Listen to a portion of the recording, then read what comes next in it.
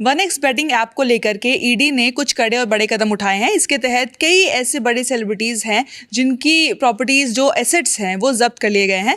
मेरे साथ विकास जी हैं जो हमको डिटेल में बताएंगे कि कौन से वो सेलिब्रिटीज़ हैं, क्या उनके नाम है और कितने की प्रॉपर्टी कितने की है जिसको जब्त किया गया है। इसमें क्रिकेटर्स भी हैं, इसमें बॉलीवुड एक्टर्स भी हैं, तो थोड़ा डिटेल में समझेंगे विकास जी। तो विकास जी पहले तो नाम बता दीजिए कि कौन कौन से ऐसे नाम हैं जिनके पीछे अब ईडी पूरी तरह से लग चुकी है, उनकी जो एसेट्स हैं, उनकी जो प्रॉपर्टीज़ है वो जब्त कर ली गई है। बिल्कुल, मैं नोट्स बना के लाया हूँ। युवराज सिंह 2.5 करोड़ रुपए, इनकी जो संपत्ति 2.5 करोड़ रुपए की वो अटैच की है ईडी ने। रॉबिन उथप्पा 8.26 लाख यानी 8.25 लाख रुपए की इनकी जो संपत्ति है या बैंक अकाउंट है, ये तमाम चीज़ें फ्रीज़ की हैं। उर्वशी रौतेला 2 करोड़ 20 लाख की संपत्ति, और ये इनके मदर के नाम पर रजिस्टर्ड थी प्रॉपर्टी। सोनू सूद की भी 1 करोड़ की प्रॉपर्टी अटैच की गई है। मिमी चक्रवर्ती 59 लाख रुपए की प्रॉपर्टी, और इनके जो बैंक अकाउंट से जुड़ी तमाम चीज़ें हैं वो जब्त की है ईडी ने। अंकुश हज़ारा 47 लाख 20 हज़ार रुपये की संपत्ति, और बॉलीवुड एक्ट्रेस नेहा शर्मा करीब 1.25 करोड़ रुपए की संपत्ति उनकी अटैच की गई है। तो ये ईडी ने ये आज ये जो उनकी तरफ से जानकारी शेयर की गई है, तो ये कई सेलिब्रिटीज़ हैं, इसमें कई क्रिकेटर्स हैं, उनकी करोड़ों की संपत्ति जब्त की गई है। ये पूरा मामला अवैध बेटिंग ऐप से जुड़ा हुआ मामला है। आप अक्सर इंस्टाग्राम पर रील देखते हैं, उसमें कहीं ना कहीं किनारे या आगे पीछे कहीं ना कहीं स्टार लगा करके बताया जाता है। OneX का ऐड चलता है, और बहुत सारे सेलिब्रिटीज़ के प्रोफाइल पर आप वो देखते हैं, इस तरह की वो रील शेयर करते हैं। तो जब इसकी जांच चल रही थी, तमाम खिलाड़ियों को बुलाया गया था, तो उनसे जो जिन पॉइंट्स पर बात होनी थी उसमें ये भी था कि क्या, जब इनसे पूछा जा रहा था, उनसे ये पूछा गया कि क्या जो OneX बेट ऐप है उसके प्रचार में, उसके प्रमोशन में आपने कोई डायरेक्ट भूमिका निभाई है क्या? इसके अलावा जो बाकी ऑनलाइन बेटिंग प्लेटफॉर्म हैं उनका प्रचार किया। जब आपने देखा होगा सुरेश रैना से लेकर तमाम बड़े सेलिब्रिटी और क्रिकेटर्स जो पहुँचे ईडी के दफ्तर में, तो उनसे इस तरीके के कुछ सवाल पूछे गए थे।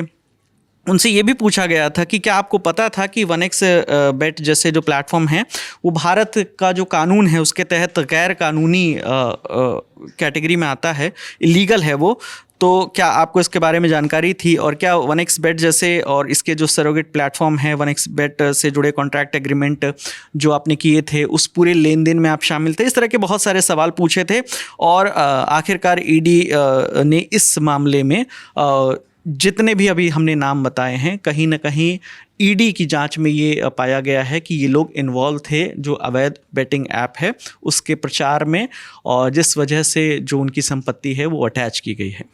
भारत में हम आपको बता दें कि कई ऐसे देश हैं जहाँ पर बैटिंग जो होती है वो लीगल होती है, लेकिन अगर भारत की बात करें तो यहाँ पर किसी भी तरीके की बैटिंग, चाहे वो ऑनलाइन फॉर्मेट में हो या फिर वो ऑफलाइन फॉर्मेट में हो, वो लीगल नहीं है। और हाल ही में जो खेल बिल आया था पार्लियामेंट में, उसको पास किया गया था, बात हुई थी इसको लेकर के बहुत ज़्यादा। उसके मुताबिक कोई भी रियल मनी गेम, यानी कि जो भी ऑनलाइन गेम्स होते हैं जिसमें पैसा इन्वॉल्व होता है, उन सब पर बैन लगाया गया था।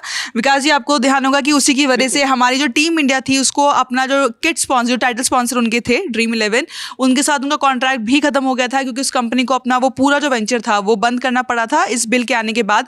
तो कहीं ना कहीं बेटिंग को लेकर के और इस तमाम तरीके की जहां पर इनडायरेक्टली सही लेकिन पैसा इन्वॉल्व हो रहा है गेम्स में, उसको बंद करने की कोशिशें की जा रही है, और बिल आने के बाद चीज़ें और ज़्यादा सख्त होती हुई नजर आ रही है। ऐसा ही कुछ आपको लग रहा है कि जो कदम उठाए गए हैं इसके बाद अब बैटिंग को लेकर के आने वाले समय में और ज़्यादा चीज़ें सख्त हो सकती हैं? क्योंकि युवराज सिंह और रॉबिन उथप्पा का नाम विकास जी ने बताया, लेकिन सुरेश रैना, शिखर धवन, कई खिलाड़ियों से पहले भी पूछताछ हुई थी। बिल्कुल।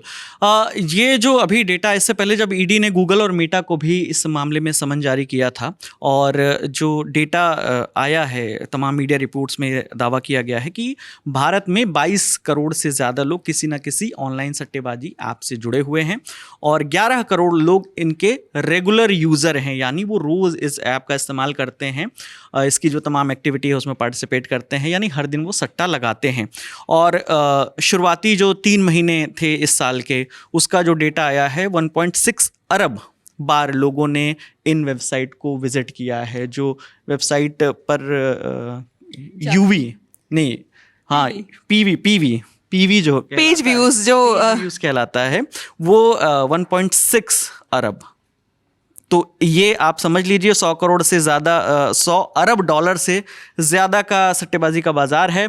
और इंडियन करेंसी में अगर बात करें तो 8.3 लाख करोड़ ये बाज़ार है।